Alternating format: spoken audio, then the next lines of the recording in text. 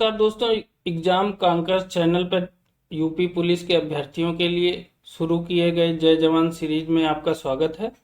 मैं हूं केदारनाथ। दोस्तों, जय जवान सीरीज शुरू करने का उद्देश्य है यूपी पुलिस के प्रश्नों का सुपरफास्ट रिवीजन। आप रोजाना 15 मिनट में 10 से 15 प्रश्नों का क्विक रिवीजन कर सकते हैं, जिससे आगामी पुलिस की परीक्षा में आप किसी भी आसान प्रश्न को गलत नहीं करेंगे। तो ज्यादा बात न करते हुए शुरू करते हैं आज के प्रश्नों को तेजी से। Superfast revision. आज का पहला प्रश्न है, भारत के निम्नलिखित में से किन स्थानों के बीच महात्मा गांधी के नेतृत्व में अंग्रेजों के विरुद्ध नमक मार्च आयोजित किया गया था? ऑप्शन ए है भावनगर से दांडी, ऑप्शन बी है राजकोट से दांडी, ऑप्शन सी है जूनागढ़ से दांडी, ऑप्शन डी है अहमदाबाद से दांडी। तो इसका उत्तर होगा अहमदाबाद से दांडी। ठीक है।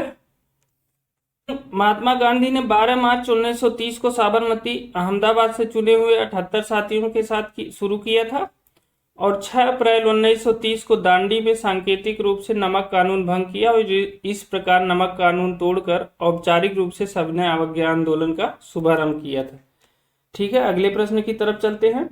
निम्नलिखित में से कौन भारत के प्रधानमंत्री की नियुक्ति करता है? ऑप्शन ए है भारत के राष्ट्रपति, ऑप्शन बी है भारत के मुख्य चुनाव आयुक्त, ऑप्शन सी है भारत के नियंत्रक और महालेखा परीक्षक और ऑप्शन डी है भारत के मुख्य न्यायाधीश। तो भारत के प्रधानमंत्री की नियुक्ति कौन करता है? ये है भारत के राष्ट्रपति, अनुच्छेद 75(1) के अनुसार। ठीक है, प्रधानमंत्री की नियुक्ति भारत के राष्ट्रपति करते हैं और अन्य मंत्रियों की नियुक्ति प्रधानमंत्री की सलाह पर राष्ट्रपति करते हैं। ठीक है, और भारत के नियंत्रक महालेखा परीक्षक की नियुक्ति भी राष्ट्रपति अनुच्छेद 148 के अंतर्गत करते हैं। ठीक है, चलिए अगले प्रश्न की तरफ चलते हैं। प्रशासनिक सुविधा के लिए उत्तर प्रदेश राज्य में कितने मंडल मौजूद है? ऑप्शन ए है 18, ऑप्शन बी है 22, ऑप्शन सी है 14, ऑप्शन डी है 28। तो कितने मंडल हैं उत्तर प्रदेश में? 18 मंडल हैं। 18वां और नवीनतम मंडल कौन सा है? ये है अलीगढ़ मंडल। कौन सा मंडल? अलीगढ़ मंडल है 18वां मंडल। अगले प्रश्न की तरफ चलते हैं। चकबंदी से आपका क्या अभिप्राय है? ऑप्शन ए है भूमि का एकीकरण, ऑप्शन बी है संपत्ति का एकीकरण, ऑप्शन सी है परिवार का एकीकरण और ऑप्शन डी है कर का समेकन। तो चकबंदी से अभिप्राय क्या होता है? ये भूमि का एकीकरण है। जो छोटे छोटे टुकड़े होते हैं भूमि को, वो इकट्ठा करके एक बड़े टुकड़े में कन्वर्ट कर दिया जाता है, इकट्ठा कर दिया जाता है।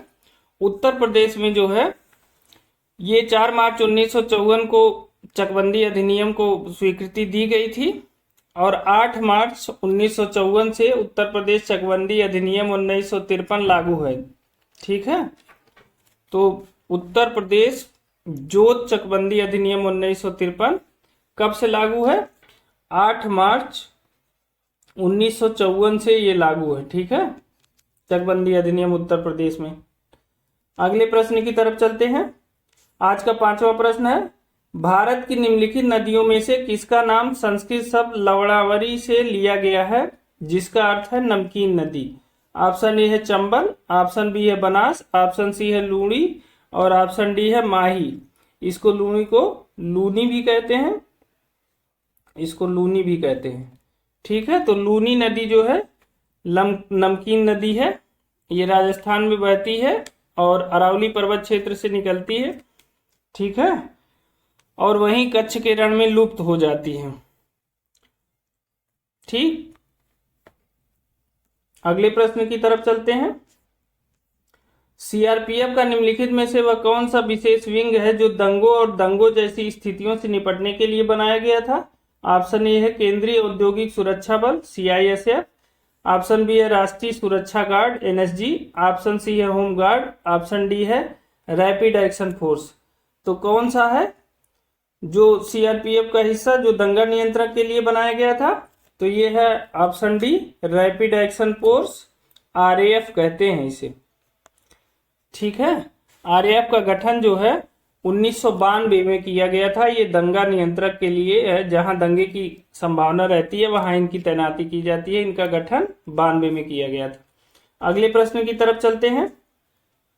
स्वामी नारायण अक्षरधाम एक हिंदू मंदिर परिसर है जो भारत के निम्नलिखित स्थानों में से कहां पर है? देखिए, ऑप्शन ए है पुणे, ऑप्शन बी है बेंगलुरु, ऑप्शन सी है मुंबई और ऑप्शन डी है दिल्ली। तो कहां पर स्थित है स्वामी नारायण मंदिर? ये दिल्ली में स्थित है। अभी हाल ही में किस मुस्लिम देश में स्वामी नारायण मंदिर खोला गया है? यूएई में। यूएई में स्वामी नारायण मंदिर खोला गया है। ठीक है, चलिए अगले प्रश्न की तरफ चलते हैं। निम्नलिखित में से कौन सा लॉन्च मिशन चंद्रयान 2 में उपयोग किया गया था? ऑप्शन ए है GSLV MK3, ऑप्शन बी है GSLV F11, ऑप्शन सी है PSLV C11, ऑप्शन डी है PSLV C45। तो कौन सा है? ये मिशन चंद्रयान 2 को ले गया था GSLV MK3 या मार्क 3। ठीक है, चलिए अगले प्रश्न की तरफ चलते हैं।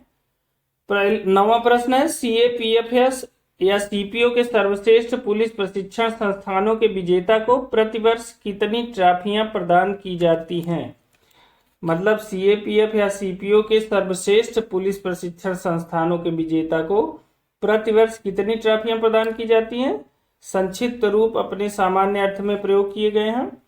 तो देखिए, ऑप्शन ए है 5, ऑप्शन बी है 2, ऑप्शन सी है 3, ऑप्शन डी है 4। तो कितनी ट्रॉफियां? 3 ट्रॉफियां प्रदान की जाती हैं।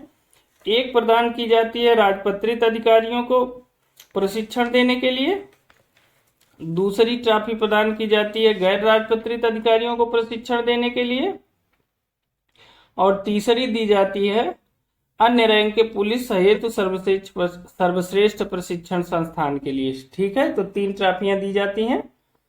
चलिए अगले प्रश्न की तरफ चलते हैं। निम्नलिखित जीवों में से किसकी यौगिक या कंपाउंड आंखें होती हैं? ऑप्शन ए है ड्रैगन मक्खी, ऑप्शन बी है कबूतर, ऑप्शन सी है मेढक, ऑप्शन डी है टूना मछली।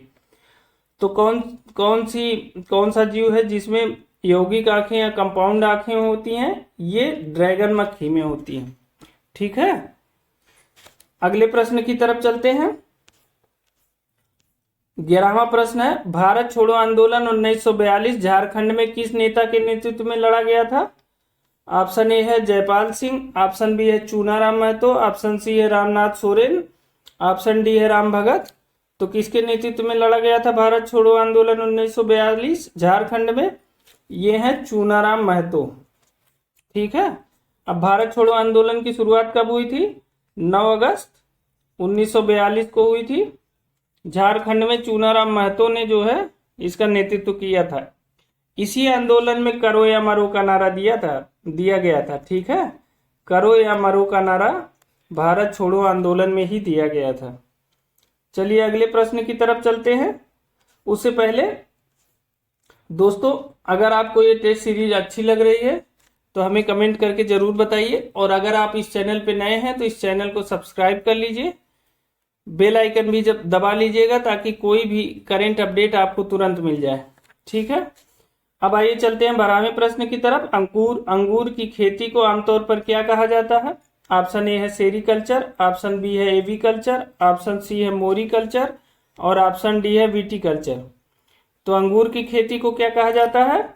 विटीकल्चर कहा जाता है। सेरीकल्चर क्या है? ये कच्चे रेशम के उत्पादन के लिए होता है। कच्चे रेशम के उत्पादन को सेरीकल्चर कहा जाता है। एविकल्चर क्या है? जो पक्षी पालन को एविकल्चर कहा जाता है। ठीक है, अगले प्रश्न की तरफ चलते हैं।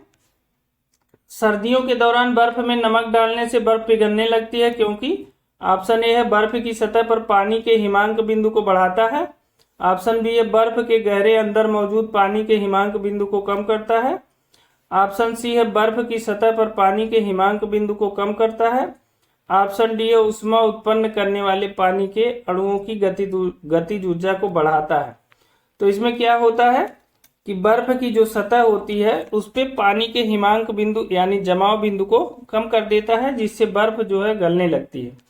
ठीक है, 14वें प्रश्न की तरफ चलते हैं। ग्रैमी अवार्ड निम्नलिखित में से किस क्षेत्र में योगदान के लिए प्रदान किए जाते हैं?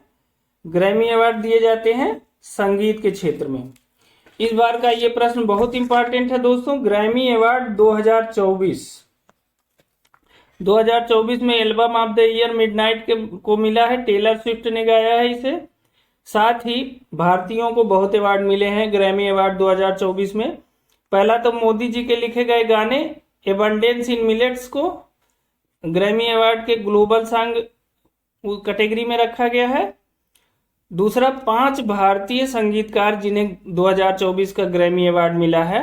इसमें तबला वादक जाकिर हुसैन को, बांसुरी वादक राकेश चौरसिया को, गायन में शंकर महादेवन को, वायलिन वादक गणेश राजगोपालन को और ताल वादक सेल्वा गणेश विनायक राम को। ये 5 भारतीय संगीतकार हैं जिन्हें 2024 में वो ग्रैमी अवार्ड मिला है। ठीक है, तो ये बहुत इंपॉर्टेंट है, इसको जरूर अपडेट करिएगा। अगले प्रश्न की तरफ चलते हैं। चीनी मुद्रा को क्या कहा जाता है? ऑप्शन ए है डॉलर, ऑप्शन बी है रुपया, ऑप्शन सी है रेनमिनबी, ऑप्शन डी है कंपाउंड। तो चीनी मुद्रा को क्या कहा जाता है? रेनमिनबी कहा जाता है। चीनी मुद्रा को रेनमिनबी कहा जाता है। और यह मुद्रा जानते हैं, यह जो IMF की SDR वाली वो है उसमें भी शामिल है। IMF अंतरराष्ट्रीय मुद्रा कोष की जो लेख मुद्रा है उसमें रेनमिनबी को शामिल किया गया। इसमें केवल 5 मुद्राएं हैं। एक है डॉलर, अमेरिकी डॉलर, दूसरा है जापानी येन, तीसरा है यूरो और चौथा है UK का पाउंड और 5वां है चीन की रेनमिनबी या युआन मुद्रा। ठीक है, तो आज के लिए बस 15 प्रश्न। तेजी से आपने इन 15 प्रश्नों को दोहरा लिया है, इसको बार बार दोहराते रहिए। ठीक है दोस्तों, आपको ये टेस्ट सीरीज कैसी लग रही है हमें कमेंट करके जरूर बताइएगा। अगर ये वीडियो आपको अच्छी लगी हो तो लाइक करिएगा। अगर आप इस चैनल पे नए हैं तो चैनल को सब्सक्राइब अवश्य कर लीजिएगा। मिलते हैं कल अगले वीडियो में नए प्रश्नों की श्रृंखला के साथ। तब तक के लिए बहुत बहुत धन्यवाद।